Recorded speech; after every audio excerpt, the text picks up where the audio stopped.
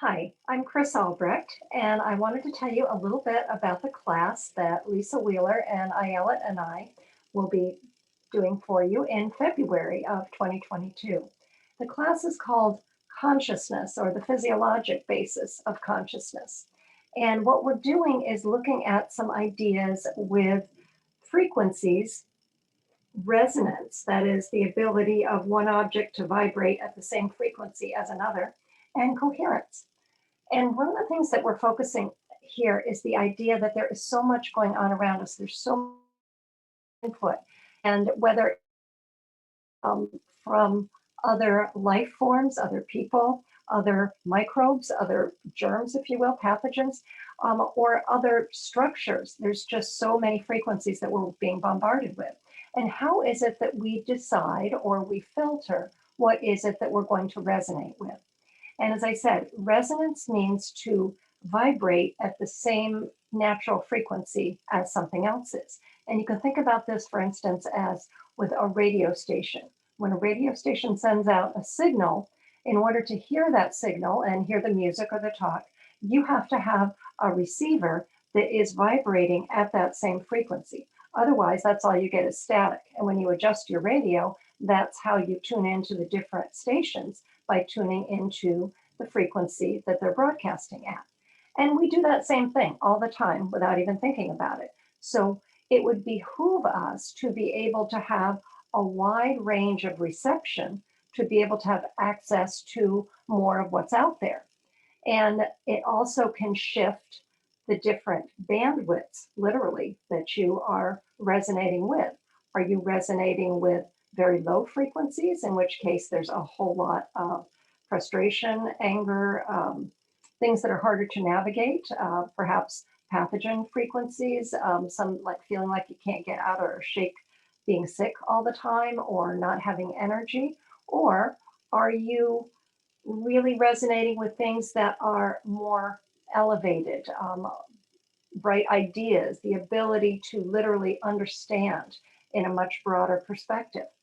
So, what we're looking at with this class are ways to facilitate you being able to do that. As always with IMT, we have techniques to help the structure rise and accommodate increased function. So one of the things that we look at initially is how can we shift our receptors?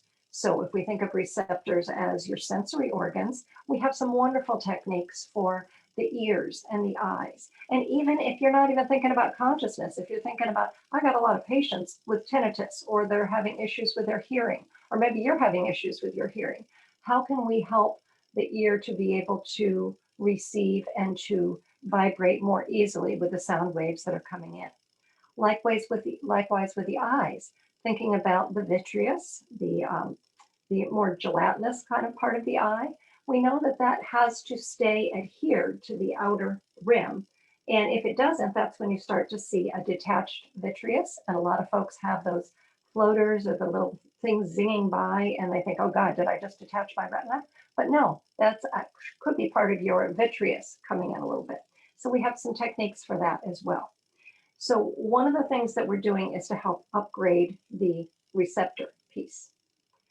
Another idea that we're going to look at is coherence, that is bringing things into synchrony. And we know that the heart is beautifully designed for this, to make things literally vibrate or beat at the same time, which is why your heart muscle all contracts at the same time. But it doesn't just work on your heart muscle, it works on your entire being and also the things that are around you. So we'll be looking at ways to improve our coherence. And that again, consciousness piece, but also from a cardiac service piece. We're looking at a universal reset for heart rate. So if people have been having issues with arrhythmias, we're looking at ways to literally open your heart, which is going to make it easier for blood to flow, but also going to make it easier literally for you to open your heart. So those are some of the kind of things we're looking at. Now, besides the idea of improving sensory receptors, another thing we're going to look at is how can we make the body operate more efficiently? So literally, it takes less energy to do what you need to do. And one of the ways we can do that is bringing that idea of coherence down to a cellular level. And we do that by looking at something called the microtubules. Microtubules are little proteins that are forming literally the cytoskeleton, the framework of each individual cell. They have to do with the pulling apart, the division of the cells, and they also in the brain have to do with formation of the shape of the cell. They have to do with communication between cells. They have to do with neurotransmitters. And when they get disrupted, it's also a factor in the buildup, the accumulation of tau proteins and those tangles. So again, it's not that the tangles are the problem. The tangles are trying to support issues with the microtubules.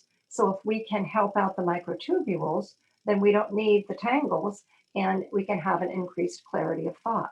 So we have that piece in there as well.